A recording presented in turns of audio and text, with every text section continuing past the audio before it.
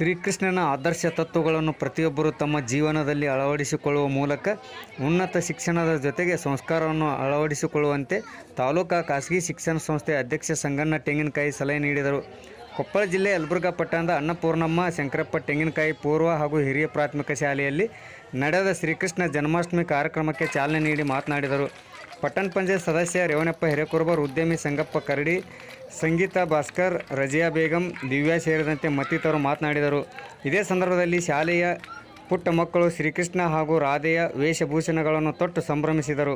ಈ ಸಂದರ್ಭದಲ್ಲಿ ಗೋರಳಿಯ ಪ್ರಗತಿಪರ ರೈತ ಶಂಕರಗೌಡ ಪಾಟೀಲ್, ರಚನಾ ತೆಂಗಿನಕಾಯಿ, ವಿಶಾಲಾಕ್ಷಿ ಶಿವಪ್ಪಯ್ಯನಮಠ್, ವಿಜಯಲಕ್ಷ್ಮಿ ತೆಂಗಿನಕಾಯಿ, ಮಲ್ಲಿಕಾ ತಾಳಕೇರಿ, ಶಿಕ್ಷಕಿಯರಾದ ನಂದಾ ತೆಂಗಿನಕಾಯಿ, ಸುರಜಾ ಸಾಗೋಟಿ, ಲಕ್ಷ್ಮೀ ಪೊಲೀಸ್ ಪಾಟೀಲ್, ಶಮ್ಮು ಬೇಗಂ, ಎಲಿಗಾರ್ ಸೇರಿದಂತೆ ಪಾಲಕರು, ವಿದ್ಯಾರ್ಥಿಗಳು ಭಾಗಿಯಾಗಿದ್ದರು. ವರದಿ ವಿ.ಎಸ್. ಶಿವಪ್ಪನಮಠ, ಸಮಯ ಟಿವಿ ನ್ಯೂಸ್, ಯಲಬುರ್ಗಾ.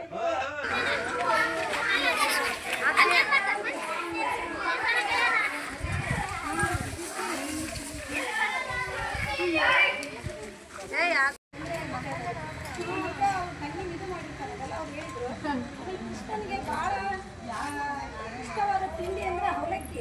ಅದಕ್ಕಾಗಿ ಸ್ನೇಹದ ಸಂಕೇತ ಅಂತ ಹೇಳ್ತಾರೆ. ಯಾರೇ ಅವಲಕ್ಕಿ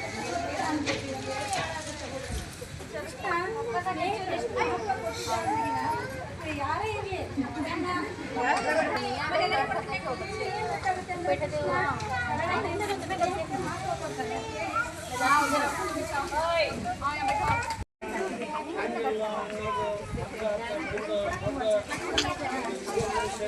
ದೊಡ್ಡರು ಮಾತಾಡ್ತಾರೆ. ಕೈ ಕಟ್ರೆ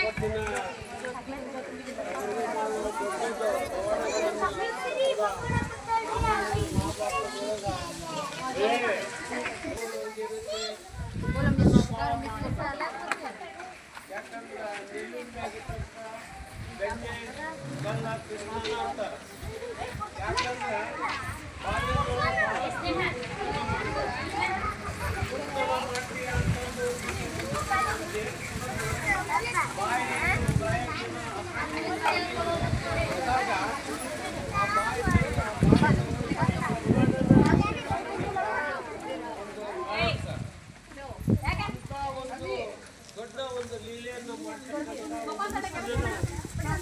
ನೆನಪಿಗೋಸ್ಕರ ಇವತ್ತಿನ ನಮ್ಮ ಈ ಸ್ಕೂಲ್ನೊಳಗ ನಮ್ಮ ಪಾಲಕರಿಗೆ ನಮ್ಮ ಇಲ್ಲಿ ಶಿಕ್ಷಕರು